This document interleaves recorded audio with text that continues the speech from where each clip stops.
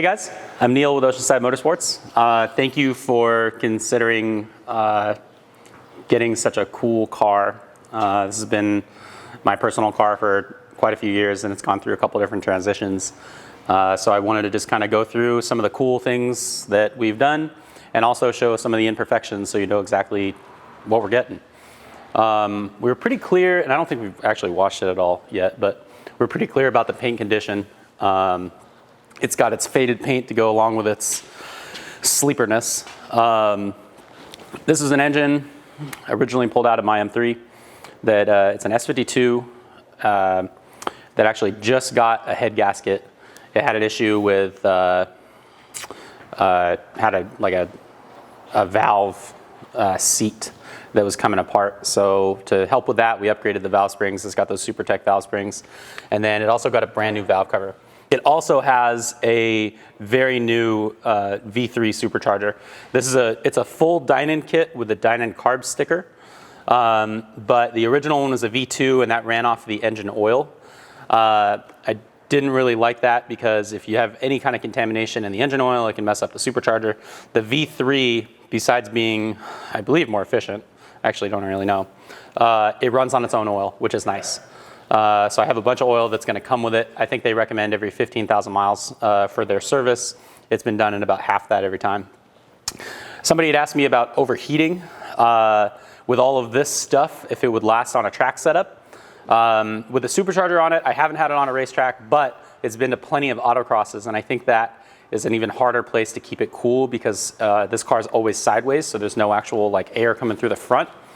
And even with railing it at an autocross, it's never had a heating issue. I did make it so that you could turn on the OEM fan on the front of this. It still has the OEM auxiliary fan. So those days that are hot, I'll just bypass it and just have it on at all times. But everything is automatic, and the front fan and the back fan come on automatically. CSF radiator, we had to trim it down a little bit here. This is probably the only weird part about the setup is that this radiator hose actually touches the supercharger. But we put a little rubber insulator on it to make sure that that wouldn't rub through. That was the primary fitment issue with trying to get this in the E30. So this is really where we have more to talk about, is underneath. We got the Euro oil filter housing that goes to an OEM cooler for the oil cooler. This we mounted at an angle so it gets a ton of airflow. So we use the Euro oil cooler setup. And I was pretty happy with how we actually just trimmed away the OEM lip, and it gets a ton of airflow. It's still protected by the skid plate. This skid plate is beefcake. You could hit this thing every day, and it'll still protect it. The air filter drops down into its own little kind of air box down here, so it gets straight air from here, and then this still acts as a brake duct. For a car that has close to 400 horsepower, the brakes definitely don't keep up with that, but they don't squeal. It's just a stock setup. If you put some more aggressive pads on it, it'll stop great. But that's the one part we didn't really focus too much on. And you just kind of rely on going sideways to slow the car down. It actually used a combination to fit this all in here. It has an AKG mount on one side that's spaced up a little bit, and then an OEM E28 M5 mount on the other.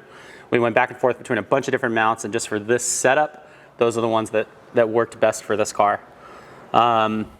It didn't get a front subframe reinforcement. That's maybe the one thing that's kind of missing out of any car that I've done here.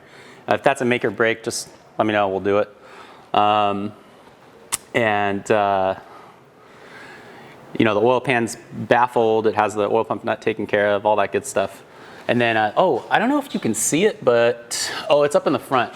There's a power steering cooler right here too, because we did kind of do this to go through a lot of abuse at autocross. That keeps the power steering from overflowing and all that good stuff. We left a lot of rubber in the suspension, so it just has E36 M3 control arm bushings, and same thing in the back, rubber rear trailing arm bushings. At one point we'd used urethane, and it just kind of killed this thing as a street car. So put all the rubber back in it. It has upgraded transmission mounts, the ZF tranny, of course. And these are Oh, these are actually really low mileage cats. I bought these from a customer, and these probably only have like 30K on them.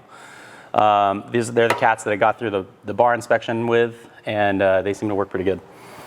I wanted to keep the exhaust tone subtle, so this will scrape on some speed bumps, but it's a 2-in and a 3-inch out MagnaFlow muffler.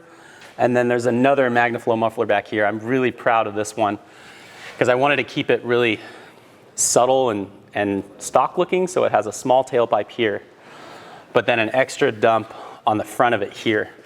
So it does actually flow super well, but you can't really tell from looking at it from behind.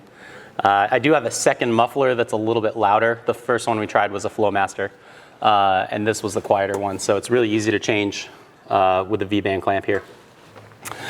The diff in it is a 4-clutch diff. Someone had asked me about how good it is still, and you can actually barely get it to slip. So it's still working really well. I don't think there's a ton of wear on the diff because it doesn't take much to break these loose. So it has adjustable camber and toe, but with the rubber bushings. The drive shaft's been rebuilt. Kind of a small sway bar back here, but that seems to work great. It has rubber brake lines on it, but they're new. And then these are the hydraulic lines for the hydraulic e-brakes, so that's the back side of that. We bought like an adapter and put the little baby Willwoods there. And that also works well. The handle doesn't lock anymore. It had a little like locking mechanism on it. That's gone. So technically it doesn't have a parking brake, but that's something that can be added pretty easily, I think.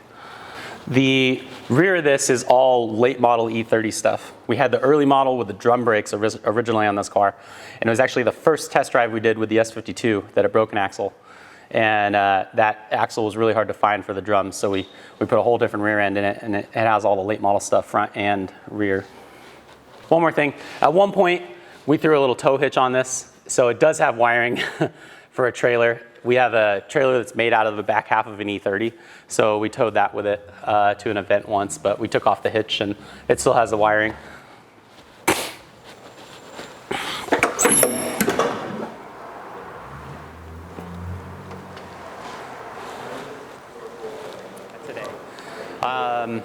So it has the factory blue carpet, which was kind of neat. We did like a 2-tone door panel thing. Missing a little cap right here, and it looks like this guy's a little loose too. Just trying to show all the imperfections in this car. Missing little cap guy right here. The driver door lock is starting to get a little bit stickier than it used to be. You can still unlock it and everything, but it's not perfect. The dash did get changed, but there's a couple imperfections on that. You can see, I think, a little bubble right here. And there's a super small crack. I think you have to come to this side to see it, right in the little pocket guy right there. And I think there's one crunch on the other side too, but we're relatively clean for what it is. The last one had like craters in it. It was pretty bad. I really like how these seats were done with the suede on the inside. They're mechanically perfect. These have a problem with the little bolts breaking down there, and these have actually been welded to reinforce them so that you can, rail it and still be held in. Got the, freaking love this armrest. This is the hydraulic e-brake. This can actually be flipped up if you want like the cool guy vertical one, but it works really great like that. This is a lit shift knob. I don't know if I bragged about that in the ad, but I'm pretty happy with that, and it's on a Z3 1.9 shifter, so it's not super notchy. It's a little bit shorter than stock, but it works great.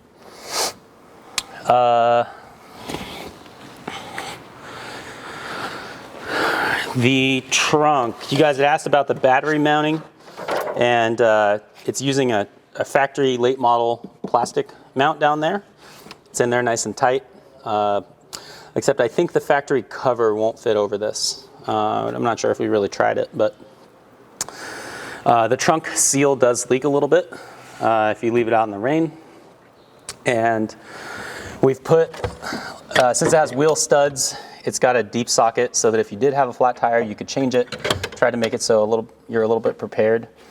And then I've been running, it's best to run this on 100 octane. This Torco stuff actually works pretty well. So I add one of these to every tank. That's what this is in here for. It'll come with a couple of these guys. And actually, our video guy bought this for us, and this used to be on the dash before it had a nice dash. So she kind of belongs with this car. OEM first aid kit. And then we've been running the Motul 300V race oil in it, which is good for about 300 or 3,000 miles. Looks like we're missing a toolkit. You won't need it because it won't break down. And then this is the methanol injection guy. That's kind of hard to fill too, so that's why another reason for the funnel in here. We've been talking about rust, and the only bits of rust on this car are here on the sunroof itself. So there's none on the chassis. But the sunroof does have it, and the inside of the sunroof has little tears in the headliner. But the rest of the headliner is in good condition. It's just the sunroof portion. So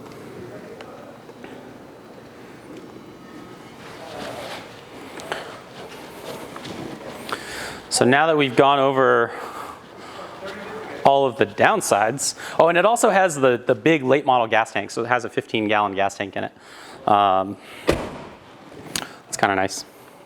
I think because of that, the fuel gauge isn't perfect. It still works, but when you get down to a quarter tank, I usually don't let it run less than that anyways, but it might not be perfect.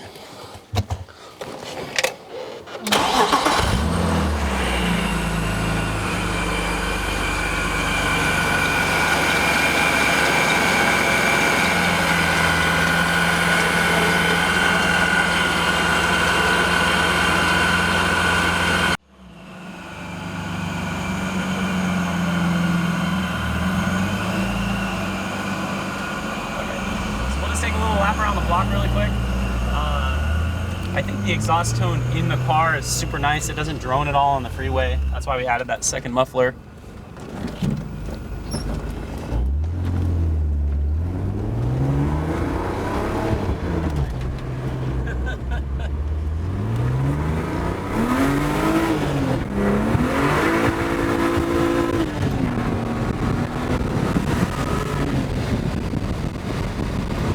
So she gets down. This e-brake was actually kind of silly. The only time it's ever useful is on a hairpin turn. It's just ridiculous anywhere else because you can always use the power to get the car sideways if you wanted to, you know?